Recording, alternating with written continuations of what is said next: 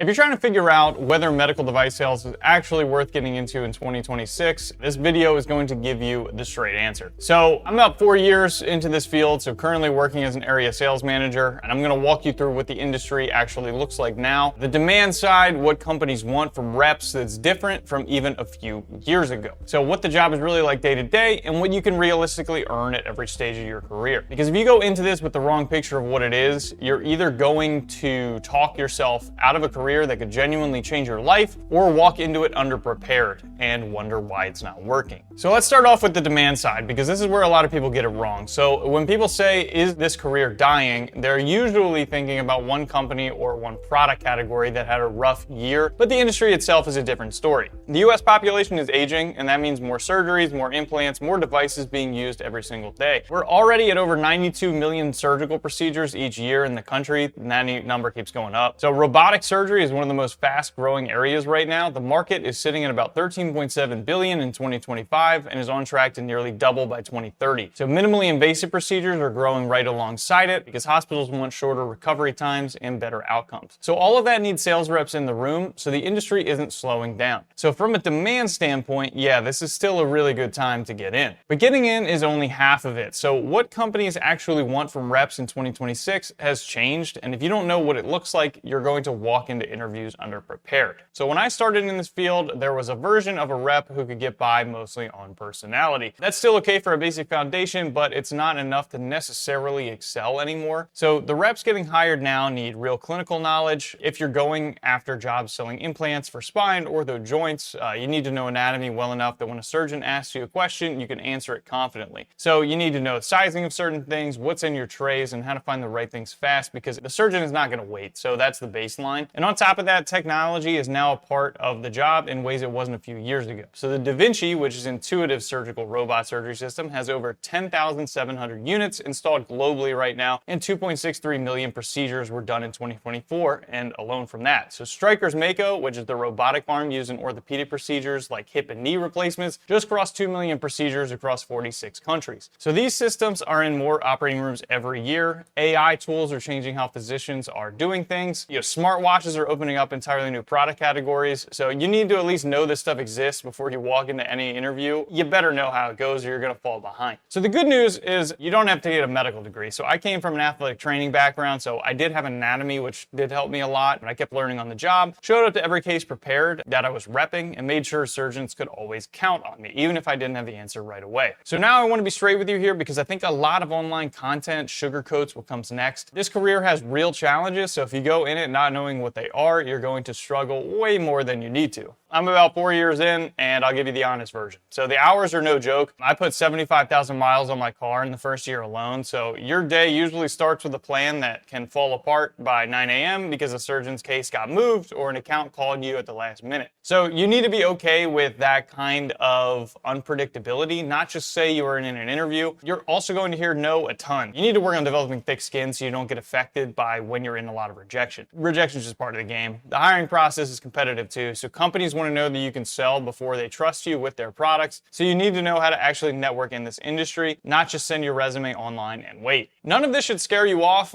Knowing it ahead of time means you'll go in with the right expectations, and that's what keeps people in the game long term. So let's talk about why it's worth it. Because when you get past the early part, the earning potential in this field is really strong, and it keeps growing the longer that you stay. According to ZipRecruiter, the average medical device sales rep is making around $84,000 a year in base salary right now. So top earners at the 90th percentile are hitting $116 in base alone. But notice I just said base salary. So base salary is only one part of the picture. When you factor in commissions, the total rep compensation averages about $165,000, and that number keeps climbing as you move up. So you start as an associate territory manager, you get your foot in the door, build your reputations and relationships. And then you step into the territory manager role where you own a region and the commissions start building up. So from there, you might get to an area sales manager, regional sales director, and the earning earning potentials of those is a whole different conversation. You know, I can definitely tell you the ladder on that is real. The career rewards performance, not how long you've been around or what you say your degree is. So if you're good, you move up, and it's that simple. If you're watching this thinking, okay, I want to actually figure out how to get in, the fastest way to start is through the free intro course I did through Course Career. So I put this together based on all my experience in the field. It walks you through what the career actually looks like day to day, what employers want from candidates right now, and whether it's a good fit for where you're at. It's completely free to start, and the link is in the description. So if you decide it's for you and you want to go further, the full course is $499 one time or $150 on a payment plan, and there's a 14-day money-back guarantee. So you can start with the free intro course and see if it's a good fit for you before you make any kind of decisions, if that's up your alley. So is medical device sales still a good career in 2026? Yes. So demand is going to be growing on that because the population is aging and surgical volume keeps climbing. Reps keep getting hired, and they're the ones coming back and real clinical knowledge and building that, along with the ability to build relationships and stay consistent when things are slow. Challenges are definitely real, and you're walking into, on the earning side, one of the largest things that you can do. Anyway, I think medical device sales is a wonderful career. It's helped me tremendously. If you found this video any bit helpful, leave a like and subscribe down below. Drop a comment down below. I do read all of them, and it helps me know what to make next.